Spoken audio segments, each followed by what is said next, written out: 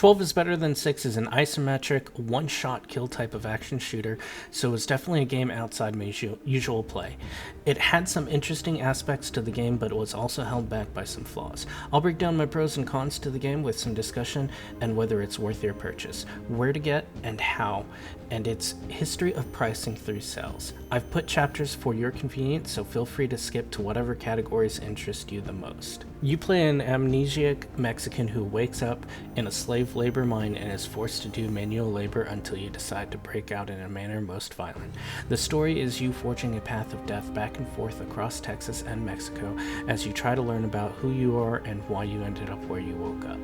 Honestly, I think the whole Amnesia protag is way overdone and comes off a bit lazy for writing, but at the same time, I think for some games it can get a pass as it saves being slapped with a large amount of exposition.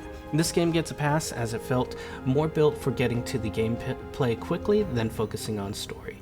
One word of warning though, if you like your protag to be good, this is not the game for you. Pretty much all the characters are villainous or at the very least amoral. To be honest, I kind of was losing interest towards the end as it started to feel rushed and kind of thrown together as the story progressed. This was reinforced with how the game ended. I was truly disappointed with how the devs chose the end game, and it didn't partially ruin my overall experience with the game. I don't think the intended ending itself was bad, but that the way it was executed left me as a player feeling let down and unrewarded. I think a reworking of the last level and their intended ending could have been a little better received. For gameplay, like I mentioned in my intro, the game is a top-down western shooter. Mostly you see lots of hats moving around with no real view of the characters. It's pretty interesting, and I haven't played a game like this in years. Being a low-skilled player, I definitely hit parts where I would get a little frustrated due to my inability to get through certain parts. Since it was a one-shot kill type of game and my player abilities sucked, I had several instances where I got shot before I could shoot them. Luckily, this game does involve stealth stabbing, and I was able to utilize that to murder my way to my objective before being forced to risk myself in combat. But it could still get pretty frustrating to work my way through a level, be right near the end, poke my head around the corner, and immediately get downed. With death, you would reset to the start of the level. This was equally frustrating in an optional scenario where I was thrown into a death loop for a bit because it spawned me right in front of two enemies who fired immediately on loading into the level.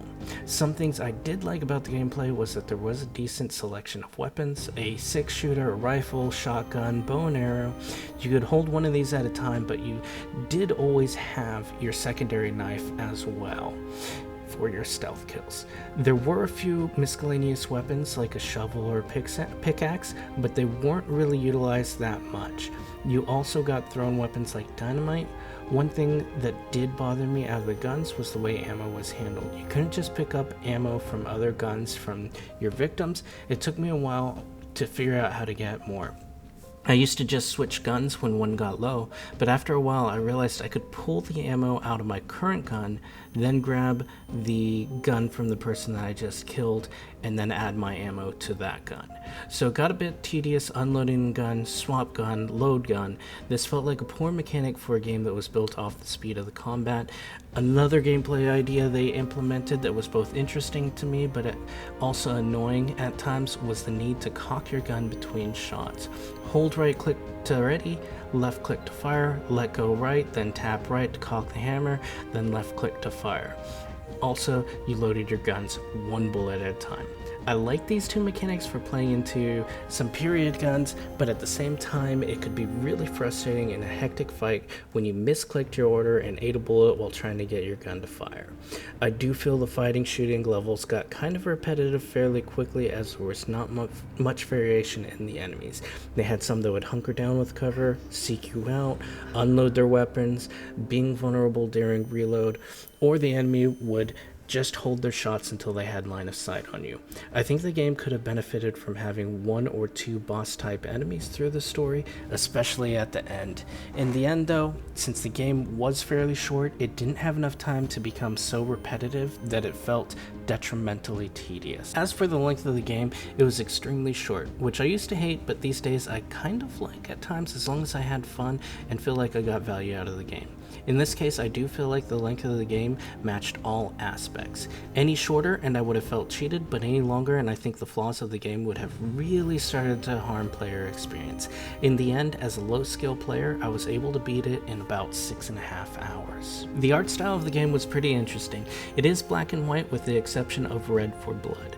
The drawn art style I think meshed really well with the Western style setting. I do wish that there had been a little more artwork put into a more varied level design. Each map was essentially drawn the same, with either navigating through buildings or open fields with rocks that all started to feel pretty generic within a few maps.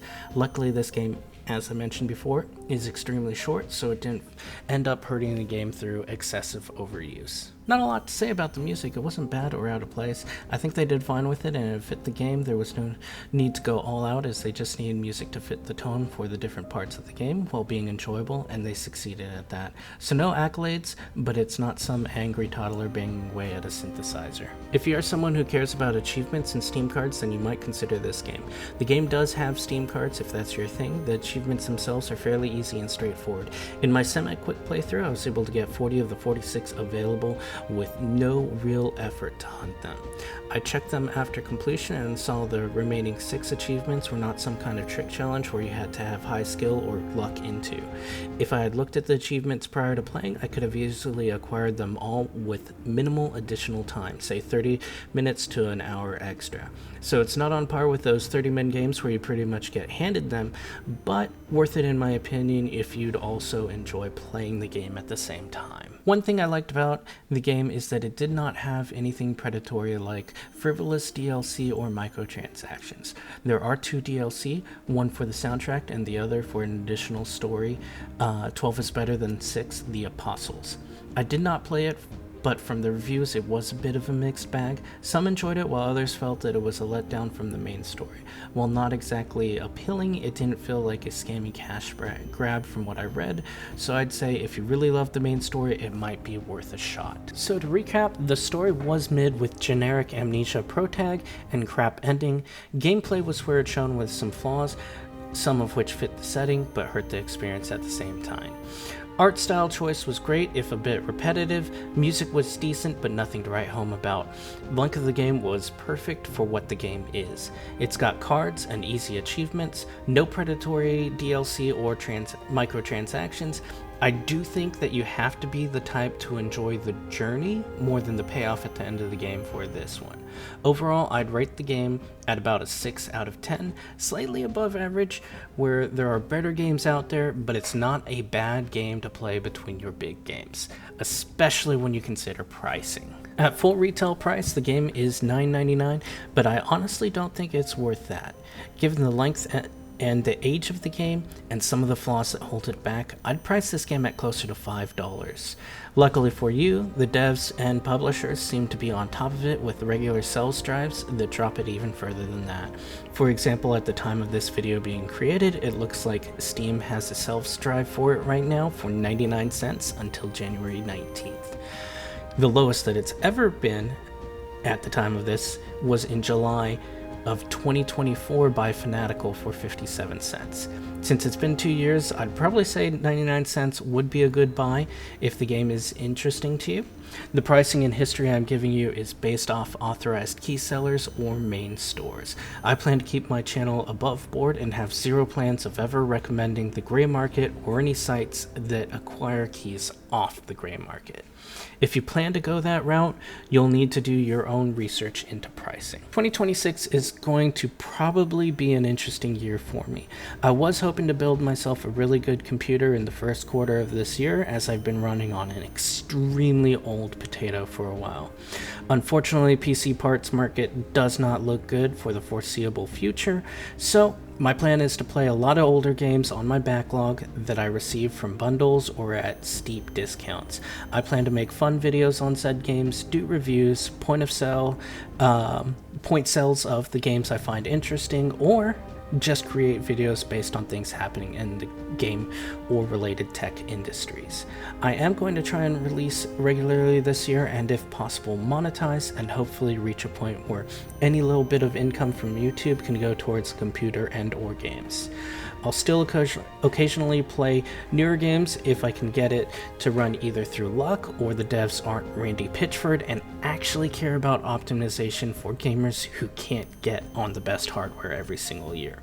I also plan to go outside my comfort zone and try a multitude of different types of games, as I've mostly been an RPG or strategy player for years. If any of these feels interesting, I invite you on my journey. If you have any recommendations for video improvements or games you'd like to see me try, please let me know. I appreciate you watching.